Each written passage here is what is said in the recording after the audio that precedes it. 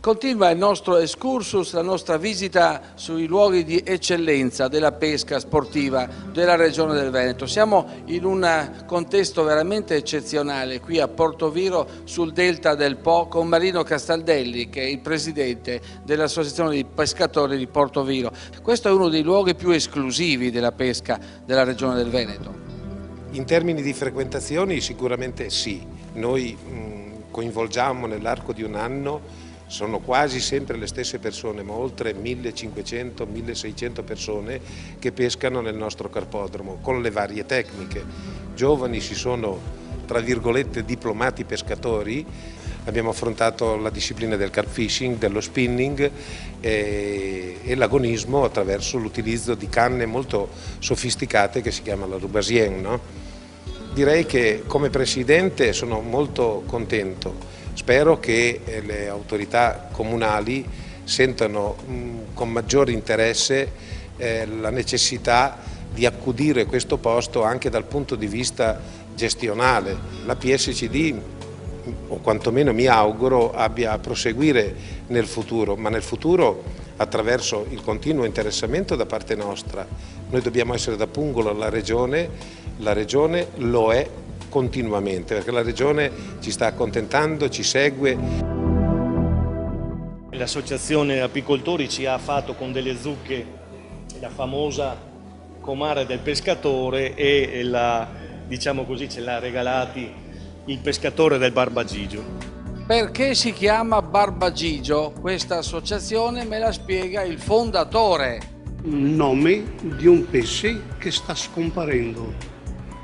E allora è molto opportuno, me e tanti altri, di poter ricordarlo se non altro nei nostri canali, dove che un tempo era un pesce che ha sfamato diversa gente, famiglie, e viveva col Barbagigio, col scarpe Barbagigio. Noi altri che diciamo Barbagigio nel dialetto normale, no. Però si chiama Persico Sole.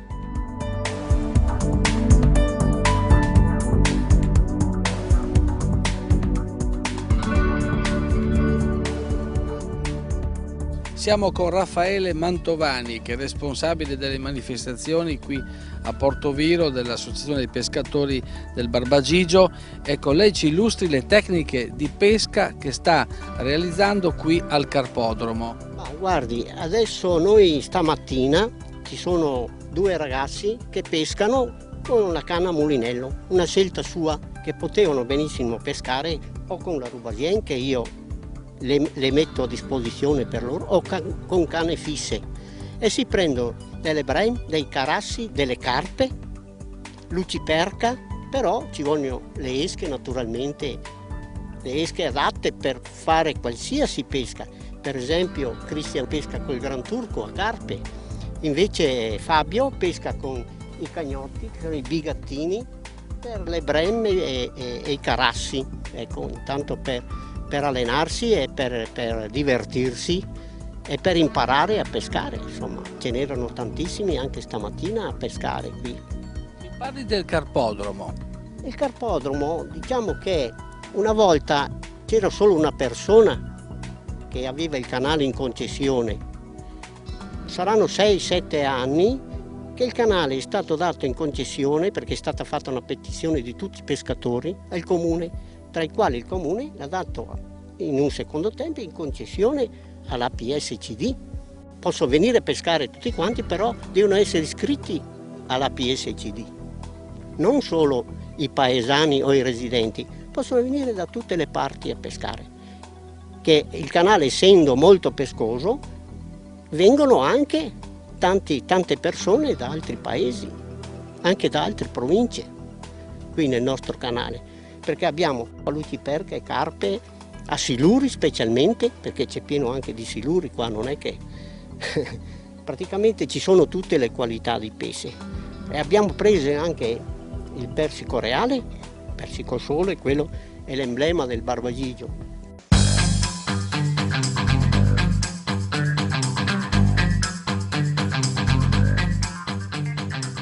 In questo preciso momento ci troviamo in un'oasi nell'oasi dove ha trovato ospitalità una delle discipline più preziose in questo momento, il carp fishing. Alle nostre spalle ci sono i ragazzi, direi tra i più titolati, il più vecchietto ha soltanto 19 anni, il più piccolo ne ha 13, però sono 3 giorni che instancabilmente, compresa la notte, dormendo nelle loro tende attrezzatissimi fino ai denti, sono riusciti a catturare dei bellissimi esemplari. L'importanza del carp fishing è veramente fondamentale per la sua disciplina, per come viene trattato il pesce catturato. Il carp fishing rappresenta un'evoluzione della pesca come in tutti gli altri sport ed è un'evoluzione, aggiungo io, positiva, perché porta i ragazzi, porta le persone a conoscere il proprio territorio, li porta sulle rive dei fiumi e contribuisce ad un presidio importante. Valorizzare il nostro territorio, presidiare i nostri fiumi vuol dire proteggerli e rispettarli. Allora ragazzi, le avete prese questa notte queste carpe? Perché? Si vede che il clima era migliore. Fresco? Perché ti piace pescare? Perché si sta in mezzo alla natura, in mezzo non si ha pensieri, qua sotto all'ombra. Voi pescate e poi rilasciate anche le carpe? Sì, perché così vivono meglio, insomma. Non si mangiano. Cambia un po' l'evoluzione della pesca?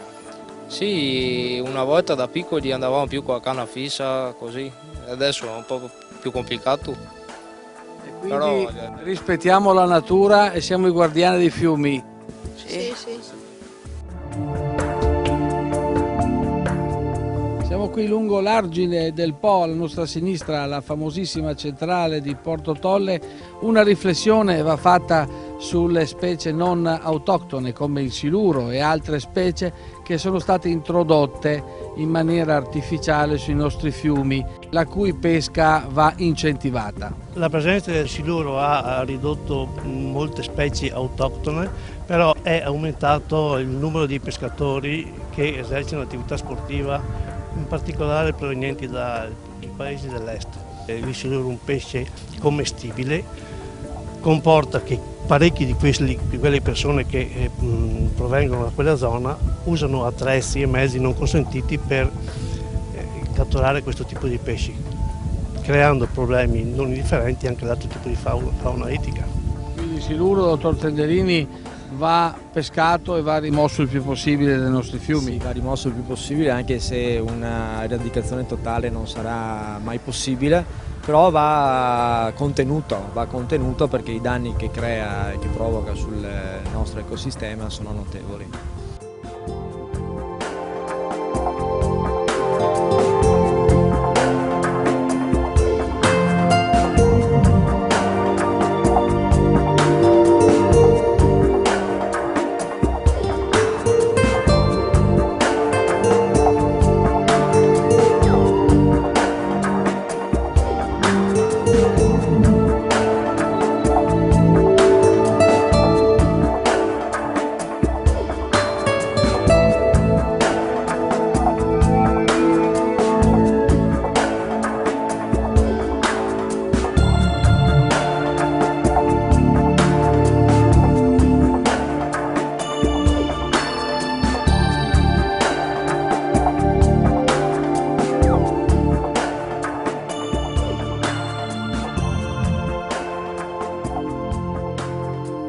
Siamo in località Cavendramin, in comune di Ariano, sempre per questa ricognizione dei posti esclusivi della pesca, ma soprattutto anche il raccordo con l'enogastronomia e le località caratteristiche. Qui a Cavendramin è caratteristica proprio per la bonifica. La bonifica è molto importante, direttore.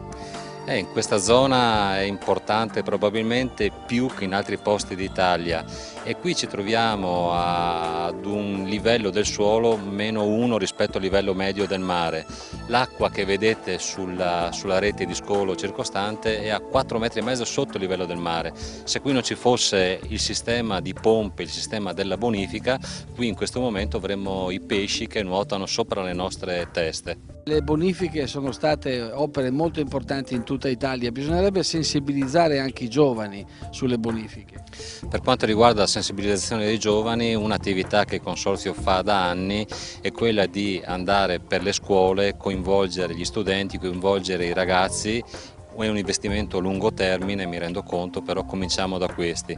Poi qui siamo all'idrovora di Cavendramin che conta 20.000 visite l'anno.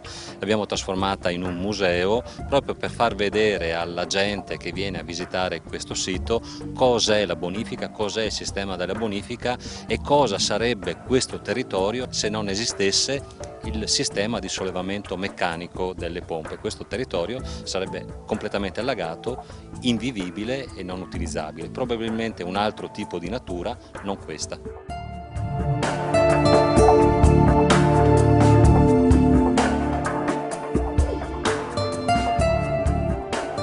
Qual è il vostro rapporto con i pescatori? Con i pescatori abbiamo un buon rapporto, il nostro rapporto con i pescatori è stato definito nel marzo del 2010 anche con una convenzione con le associazioni pesca sportive, con le quali abbiamo concordato una serie di attività da espletare insieme, congiuntamente, con uno scambio di idee. È evidente che con i limiti ognuno per la propria competenza.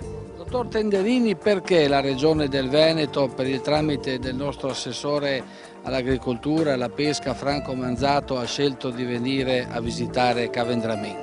Perché Cavendramin rappresenta un punto importante, nevralgico di conoscenza del territorio, di storia, di un passato che vale la pena conoscere, vale la pena far conoscere ai numerosi pescatori che vengono qui e che magari vogliono conoscere la storia del territorio che loro visitano, che loro frequentano, dove appunto loro praticano la pesca sportiva, la pesca ricreativa e amatoriale.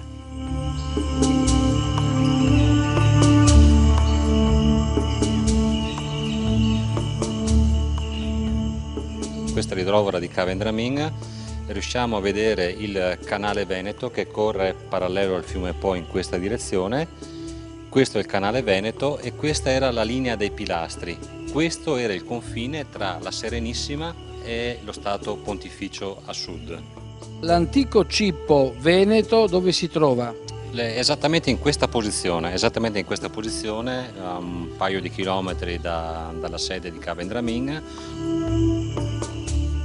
Grazie alla Regione del Veneto siamo qui a testimoniare l'antico confine della Serenissima, l'unica torre che si preserva ancora oggi, sita in una proprietà privata che gentilmente oggi ha aperto le porte per farci entrare, grazie anche a questi studi che stiamo realizzando sul delta del Po.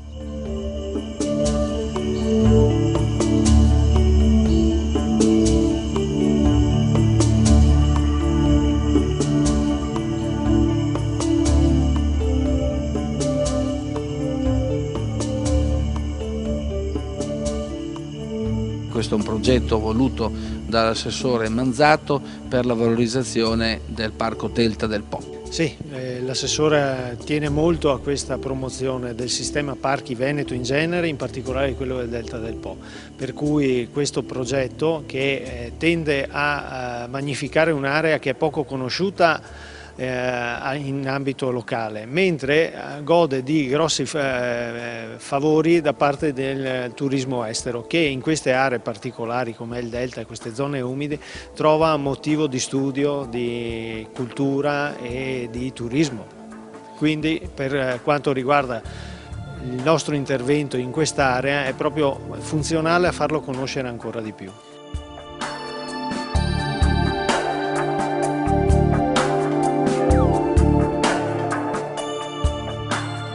È un'esperienza unica poter rimanere qui una decina di giorni in questo splendido territorio. Sicuramente è un'esperienza unica perché il Delta del Po è una realtà viva, è una realtà straordinaria, è una realtà che con gli obiettivi e i progetti che abbiamo realizzato di un territorio che ha tutta una serie di caratteristiche eccezionali, ambientali, naturalistiche, oltre che storico e tradizionali, oltre che un'altra componente molto importante, le eccellenze produttive, la pesca, il riso, eccetera, e quindi è sicuramente un territorio da scoprire, è sicuramente un territorio da porre nei circuiti internazionali. Questa sera siamo qui perché è un incontro importante con il Ministero dell'Ambiente, con le regioni del Veneto e dell'Emilia Romagna, con il gruppo dei rappresentanti delle aree MAB, cioè riserva della biosfera, perché abbiamo presentato entro il 30 settembre, tramite il Ministero dell'Ambiente, alla sede UNESCO di Parigi, la candidatura per il riconoscimento appunto di riserva della biosfera.